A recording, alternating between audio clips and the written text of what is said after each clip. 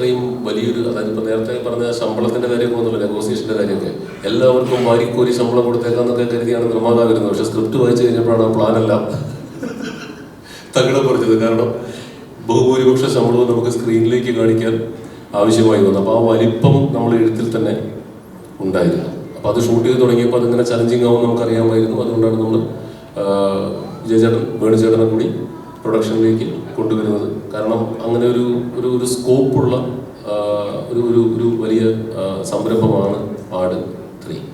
അപ്പോൾ അത് 2 പാർട്ട് സിനിമയായിട്ട് കൺസീവ് ചെയ്തു. അതിൻ്റെ ഫസ്റ്റ് പാർട്ട് നമ്മൾ എക്സിക്യൂഷൻ കഴിഞ്ഞ് ഒരു പ്രിലൂഡും ചെയ്തിട്ടുണ്ട്. പ്ലസ് സെക്കൻഡ് പാർട്ടിൻ്റെ സ്ക്രിപ്റ്റ് തീർത്ത് വെച്ചിരിക്കുന്നു.